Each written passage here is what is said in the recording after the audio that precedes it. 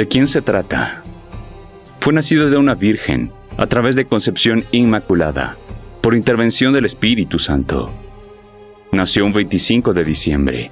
Cuando nació, el tirano que gobernaba quería matarlo. Sus padres huyeron para evitarlo. Ángeles estuvieron presentes en su nacimiento. Fue adorado como el Salvador de los hombres, luz del mundo. Realizó milagros. Fue crucificado y resucitó al tercer día. Hay más de 40 respuestas válidas. Algunas son Horus, Mithra, Dionisio, Tammuz, Zoroaster, Krishna, Atis, Indra, Jesús. La gran mayoría de respuestas posibles son personajes que predatan a Jesús.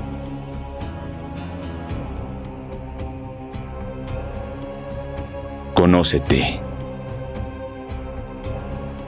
Conoce las reglas del juego y conoce a tu adversario.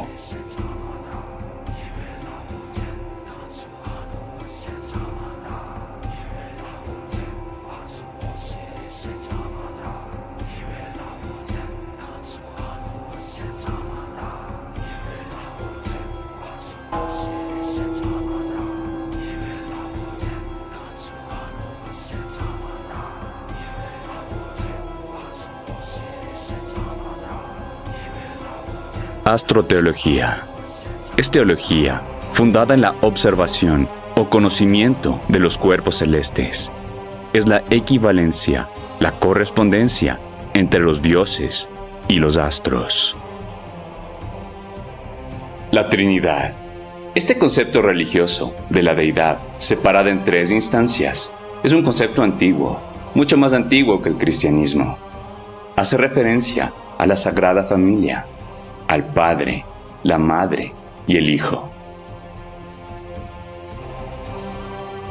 En el antiguo Egipto era representada por los dioses Osiris, Isis y Horus.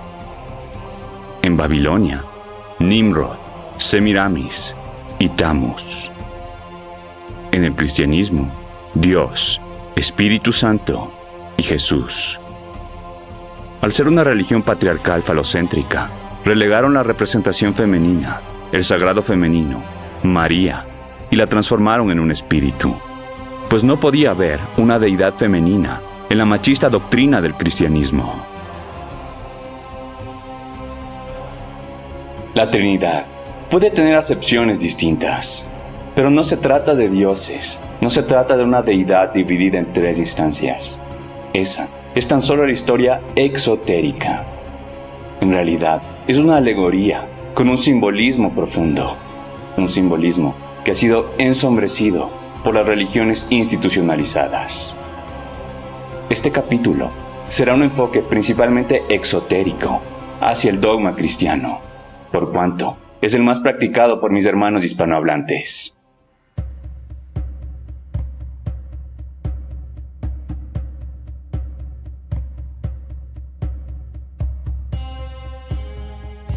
La religión del antiguo Egipto es la tradición pagana, originaria del cristianismo.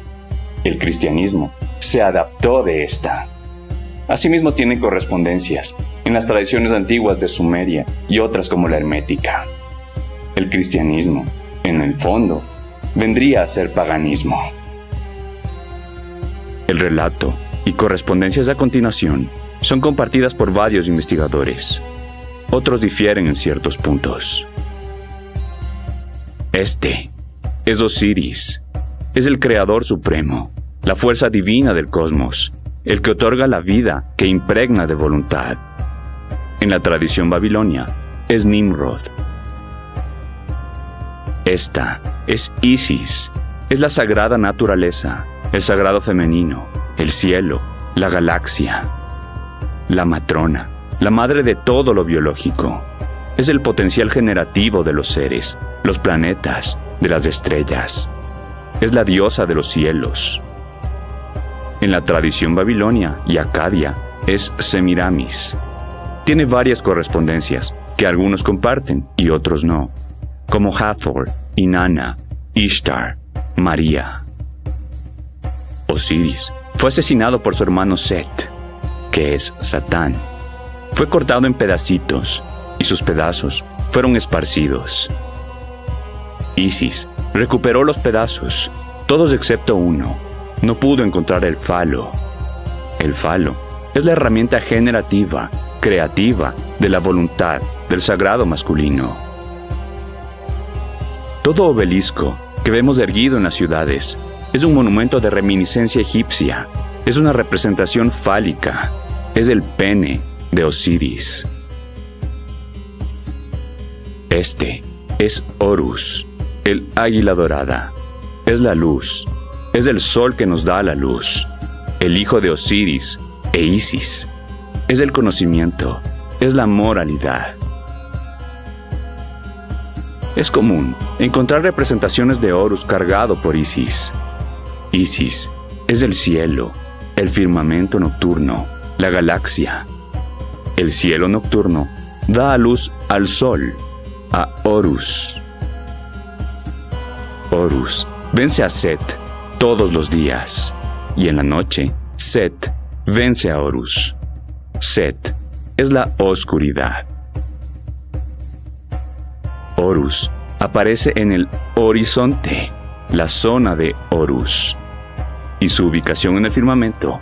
Realmente la rotación terrestre en su eje determina las horas, que son las ubicaciones de Horus en el cielo a lo largo de nuestra rotación.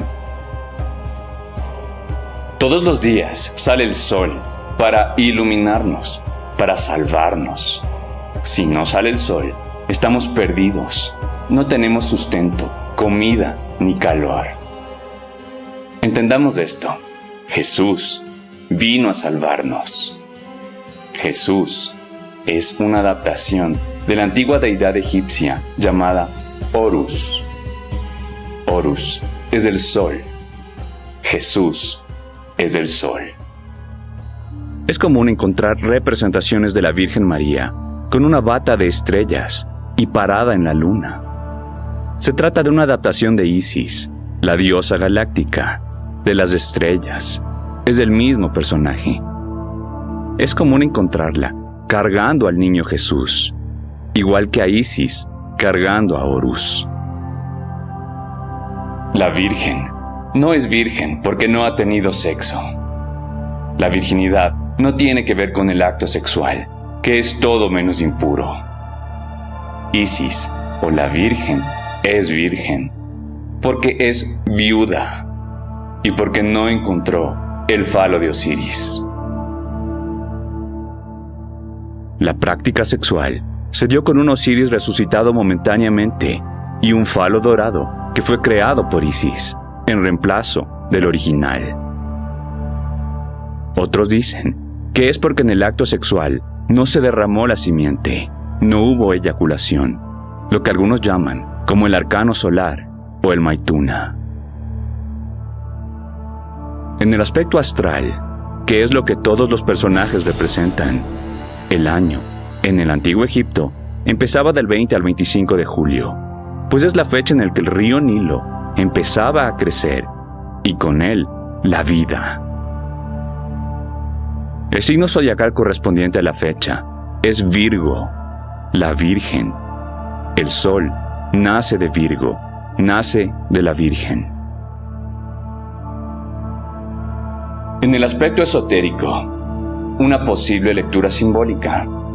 La Virgen es el componente emocional, el sistema límbico, el complejo cerebral mamario, que en conjunto y trascendiendo el componente intelectual y el instinto del complejo cerebral reptiliano difunto, da a luz a la neocorteza cerebral, a la conciencia.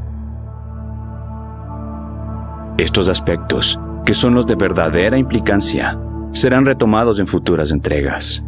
En esta ocasión, el análisis está más enfocado al exoterismo. Otro nombre de Horus es Ra. Otro nombre de Jesús en la Biblia es Amén. La deidad egipcia, Amun, en griego antiguo Amen, se amalgamó con Ra para representar al dios Sol, Amen-Ra. El Amén, al final de las oraciones eclesiásticas, viene de Amen-Ra.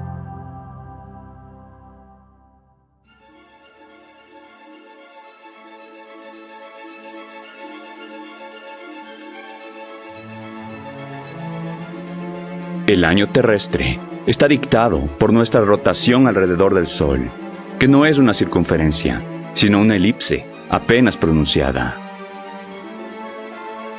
Las constelaciones son grupos estelares a los que se les ha atribuido asociaciones animales y antropomórficas desde tiempos inmemoriales. La astrología nos indica nuestra relación con los astros o constelaciones a lo largo de determinados periodos. Lo que conocemos como el zodíaco tropical está ajustado a las estaciones. Es el más empleado en Occidente. Lo que percibimos desde el globo terráqueo es que en un año, el Sol pasa por un ciclo de 12 partes, 12 constelaciones o casas zodiacales ubicadas en un cinturón eclíptico. Estas 12 etapas vienen dictadas por la aparente ubicación de las constelaciones tras el Sol. Por ejemplo, si estamos en abril, tras el Sol, en el amanecer, se encuentra la constelación de Aries. Por ello, se dice que el Sol está en la casa de Aries. La constelación de Aries se percibe tras el Sol. Esta es la rueda zodiacal. Esta es la cruz zodiacal. Divide el año terrestre en 4 partes. Esto es importante, pues estas secciones identifican las estaciones.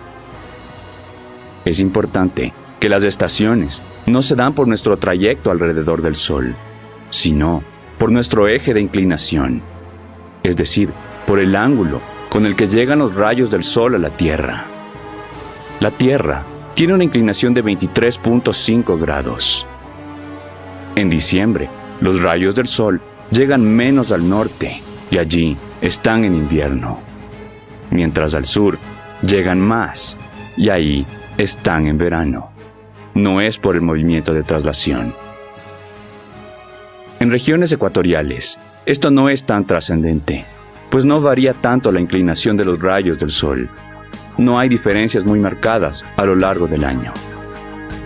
Pero en otras zonas de la Tierra, esto es sumamente importante. Determinan los ritmos de la vida. Ahora, tomemos en consideración que el mayor porcentaje de la población se ubica en el hemisferio norte. La mayor cantidad de bípedos reside en el hemisferio norte. Es así ahora y era así hace miles de años. Por ende, utilizaremos la perspectiva de aquellos que viven en el norte para explicar la vinculación astroteológica. Para quienes están en el hemisferio sur, la referencia simplemente es a la inversa. Las estaciones, equinoccios y solsticios se dan en la otra mitad del año. En el primer cuadrante zodiacal, para el hemisferio norte, estamos en primavera. Las casas de Aries, Tauro y Géminis. Nos preguntaremos, ¿por qué empieza ahí el año zodiacal? Simple, la primavera es el nacimiento, el renacer de las plantas y la vida. Empieza con el equinoccio de primavera, alrededor del 20 o 21 de marzo. El día en que son equivalentes las horas de luz y de oscuridad. Por ende el nombre equinoccio. Equi es igual, nox es noche. El verano, para el norte, inicia con el solsticio de verano, alrededor del 21 o 22 de junio. Las casas de Cáncer, Leo y Virgo alojan el Sol en esta estación, que finaliza con el equinoccio de otoño, el 21 o 22 de septiembre. Libra, Escorpio y Sagitario son la caída o descenso del Sol. los rayos del sol empiezan a llegar menos y menos al hemisferio norte por la inclinación terrestre. Al llegar el 21 o 22 de diciembre, el solsticio de invierno, el sol llega al punto más bajo en el horizonte. Esta es la muerte del sol. Aparenta quedarse estático por 3 días. Solsticio viene del latín solstitium, de sol y statum. Significa literalmente cuando el sol está estático. Después de estos 3 días, se mueve 1 grado hacia arriba, el 25 de diciembre. El sol renace el 25 de diciembre. El sol muere en la cruz del zodíaco, en el solsticio de invierno. Este símbolo, la cruz, fue adjudicado al cristianismo cientos de años después del siglo I, no inmediatamente después de la supuesta crucifixión de un señor. La cruz que utiliza el cristianismo es una adaptación de la cruz del zodíaco. El 25 de diciembre nace Jesús, nace Horus, Atis, Mitra, Krishna, nace el sol. Los 12 apóstoles son las 12 constelaciones. Jesús muere tras ser entregado por Judas, el beso traicionero de Judas. Judas es la constelación de Escorpio, el beso venenoso de Escorpio, en la cúspide de la estación de otoño. Precede la trayectoria del Sol hacia el solsticio de invierno, su punto más bajo para el hemisferio norte, o su muerte en la cruz zodiacal. Jesús regresa después de su muerte y supuesta resurrección en la Pascua, fecha que se calcula como el primer domingo después de la luna llena, después del equinoccio de primavera. ¿Por qué? La luna es la diosa Isis, la madre de Horus o la Virgen María, y solo puede engendrar al sol cuando está completa, cuando está llena. Así puede dar a luz al sol. El día domingo es la fecha reverenciada por el cristianismo. Domingo proviene del latín dies dominicus, que quiere decir día del Señor. En la antigua Roma se llamaba este día dies solis, que quiere decir día del sol. En inglés es más evidente. Sunday, domingo, es el día del sol. Jesús muere a los 33 años, pues al sol le toma aproximadamente 30 días pasar por los 30 grados que componen cada una de las 12 casas del cinturón zodiacal. Y es exactamente al 33º grado que el sol sale completamente de cada casa. Otra simbología posible de los 33 años es que corresponden a las 33 vértebras de la columna vertebral, por donde pasa el Brahma Nadi, por donde debe ascender el fuego de Kundalini.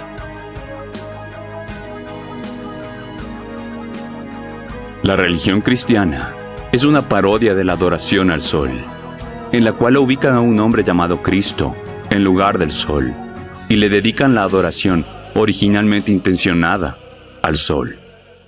Thomas Paine.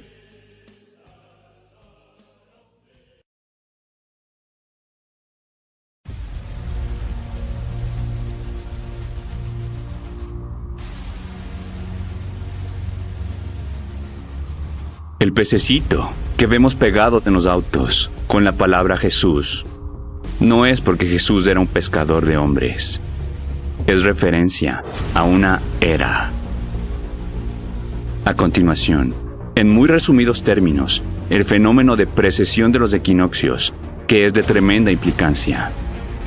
Solo haremos referencia puntual al asunto en cuestión. El gran año, o año platónico, es un ciclo que toma aproximadamente 26.000 años terrestres. Es dictado por la precesión de los equinoccios y se divide en 12 eras. Cada era toma aproximadamente 2.150 años. Tal vez habrás escuchado del calendario maya o los yugas en la India.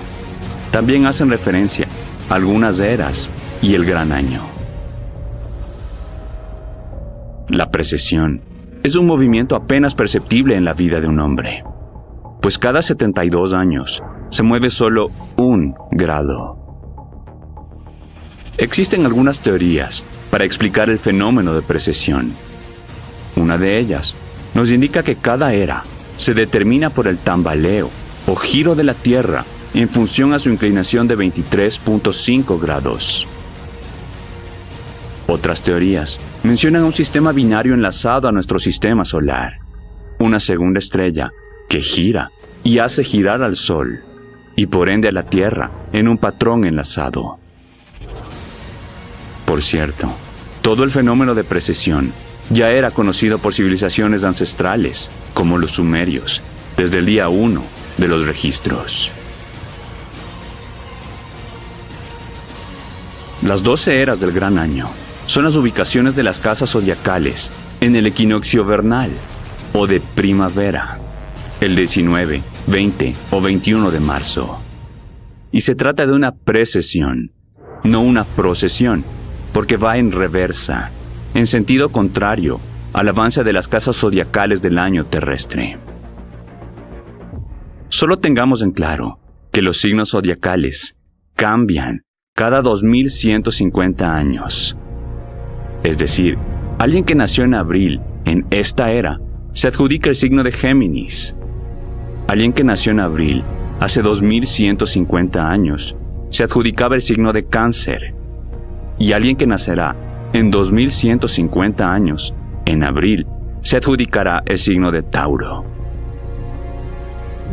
Cuando Jesús supuestamente nació, se trataba del inicio de la era de Piscis, del pez, era en la que aún estamos y que está concluyendo. Estamos entrando en la nueva era, la New Age, la era de Acuario. De ahí, todas las referencias a peces que existen en el cristianismo. El sol estaba en Piscis. Yo estoy con vosotros todos los días hasta el fin del mundo. Mateo 28:20. Esta es una traducción tergiversada en la Biblia del Rey James. Originalmente decía: estaré con ustedes hasta el fin de la era, o sea, la era de Piscis. Del libro de Marcos. Faltaban 2 días para la Pascua y para la fiesta de los panes sin levadura, y con engaño, los principales sacerdotes y los escribas buscaban cómo prender y matar a Jesús. Pero decían: no durante la fiesta, no sea que haya un tumulto en el pueblo. Y allí les saldrá al encuentro un hombre que lleva un cántaro de agua. Síganlo. Marcos 14:13. Palabras atribuidas a Jesús, que sabía de su inminente arresto y muerte. El portador del cántaro de agua es Acuario, la siguiente era. Notaremos que no me refiero a Jesús como Cristo. Cristo no es un nombre propio. Varios Cristos han existido en la historia. Cristo quiere decir el ungido, untado con esencias, alguien muy especial. No es un nombre, es un nivel de conciencia.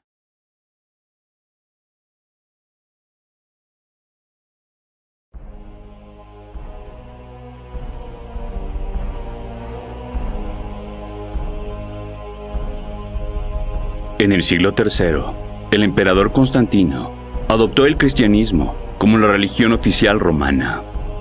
Esto fue con fines políticos y autoritarios, para consolidar su poder. En ese entonces, no existía un compendio oficial de las escrituras cristianas.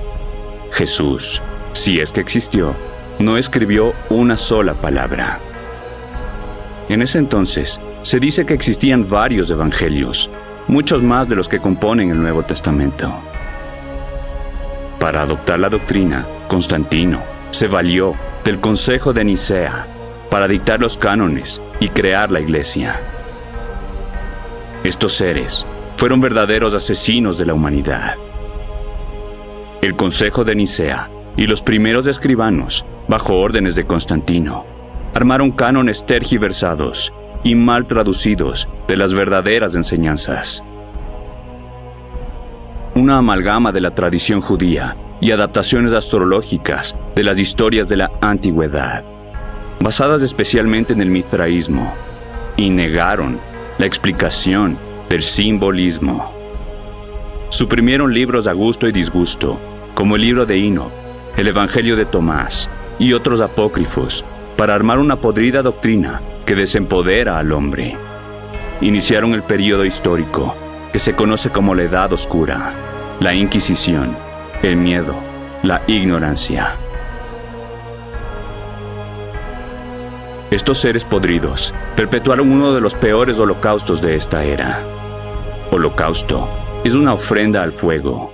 Viene del griego holocaustos.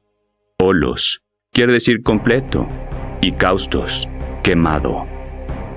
Destruyeron, quemaron, ofrendaron a Satán la biblioteca de Alejandría, en Egipto, la cuna de todo el conocimiento ancestral, la biblioteca más importante del mundo de la antigüedad.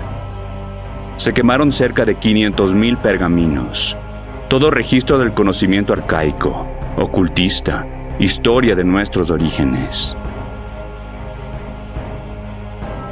La Iglesia, en su misma concepción, se encargó de sacrificar la conciencia, la libertad. Cortó las alas de la humanidad. Destruir el conocimiento es matar al ser. El Imperio Romano nunca cayó. Entendamos esto. El emperador sigue esclavizando desde su trono oscuro. Simplemente cambió de nombre a el Papa, el vicario de Dios en la tierra. Pura arrogancia. El vicario es el encargado en función con todos los poderes, o sea, es Dios en la tierra. En la actualidad, este personaje, con una carita de yo no fui, nos endulza mientras encubre la inmundicia que existe en el Vaticano, vinculado a los ocultistas del Sol Negro que se creen dueños del mundo. No hay nada de sagrado en la Iglesia. De hecho, es todo lo contrario. Los jesuitas son simplemente el ejército romano para asegurar la soberanía del pontífice romano como emperador de la tierra. Ese es su ideal, lujuria de poder, de dominación. Tal vez ni siquiera creen en Dios. Fyodor Dostoyevsky.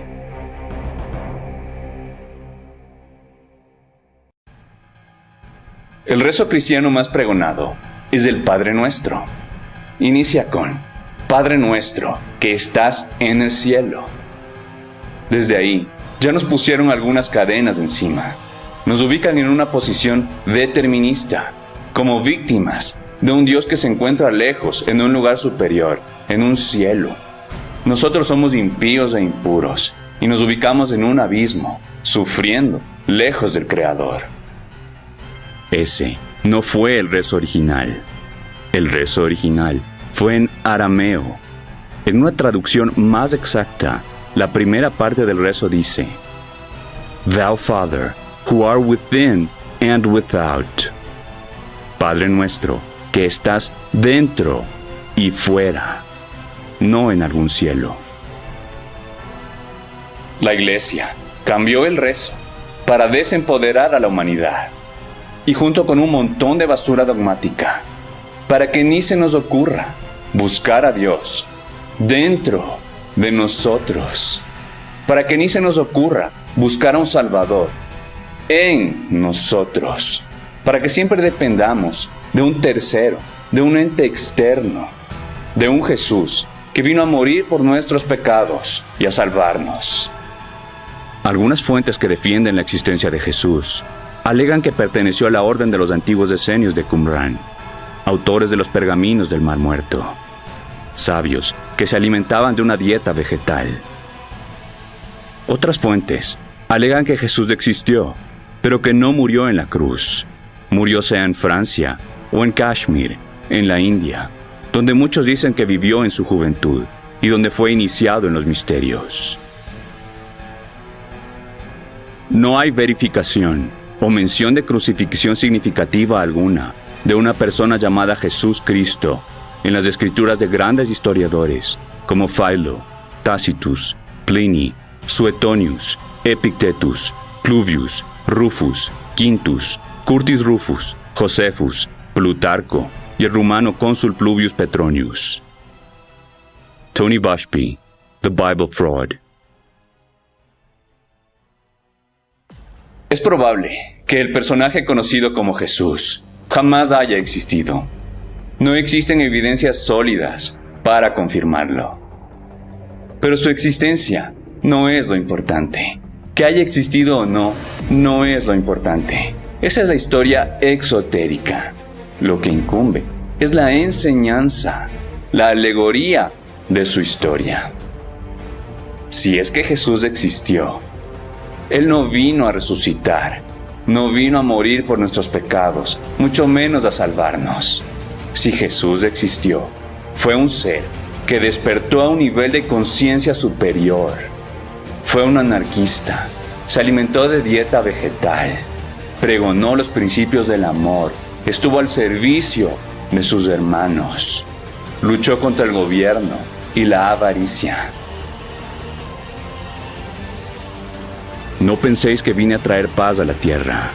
No vine a traer paz, sino espada. Mateo 10:34. Eso de poner la otra mejilla es una tergiversación. Contra la maldad se emplea la espada. Los últimos siglos han representado un descenso de la comunidad cristiana. Mi opinión es que esto se debe en gran parte a la alfabetización, a la propagación del conocimiento. A mi parecer, el desarrollo de la imprenta en 1440, de la mano de Gutenberg, fue el advenimiento de la caída de la religión cristiana, pues facilitó la reproducción literaria y facilitó la alfabetización. Un avance tecnológico que dotó de alas a la humanidad. Paradójicamente, el primer libro impreso en prensa fue la Biblia, que es ahora el libro más impreso del mundo. En la Edad Oscura, antes de las grandes reformas, solo intentar traducir o reproducir una Biblia era una herejía. Al que lo osaba, le quemaban vivo, pues querían mantener el dogma.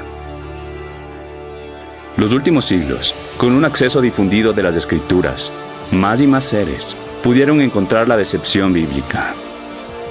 Sin embargo, los seres al tope de la pirámide siguen siendo los mismos. Solo engendraron otras religiones para aprisionarnos, como son el dinero y los gobiernos. Lamentablemente, en América, el miedo está tan enraizado en la psiquis. La violencia e imposición europea de la religión sigue muy latente. Los seres aún manifestamos un miedo tremendo de cuestionar la doctrina.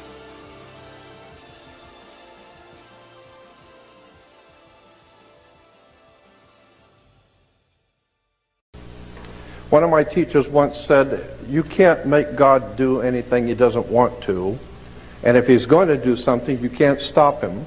So consequently, since you can't influence it one way or the other, you should get in tune with the divine force of the universe and go with the flow. And that's what I believe, and that's what I've been trying to do all of my life. Just go with the flow and find out where the facts lead you.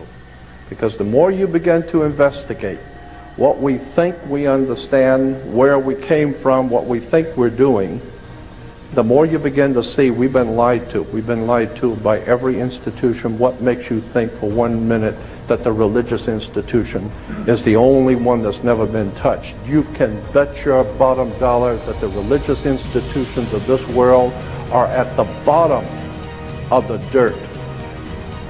The religious institutions in this world are put there by the same people who gave you your government, your corrupt education. The Knights Templars who set up your international banking cartels in the 12th, 13th, and 14th century are the same people that gave you education. La enseñanza que trasciende las historias, los rituales y las referencias astrológicas es lo que realmente importa. Ese es el verdadero cristianismo, la conciencia crística. Tal vez llevamos un crucifijo colgando de nuestro cuello. Al menos, investiguemos qué significa. No aceptemos lo que nos cuentean unos pedófilos vestidos de sotana. No es mi intención pormenorizar u ofender.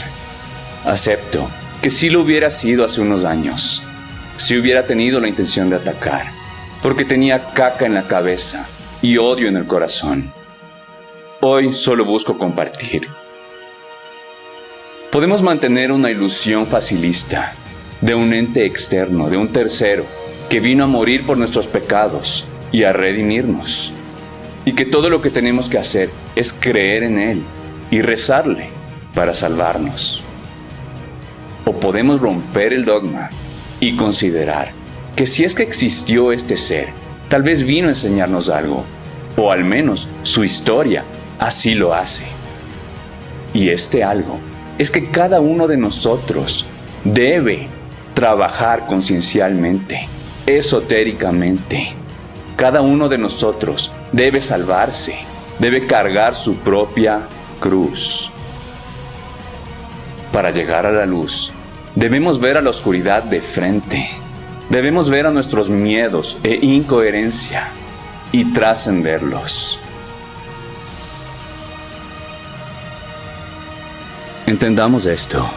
La religión institucionalizada, los dogmas, las imágenes, los rituales, son exoterismo, son fanatismo.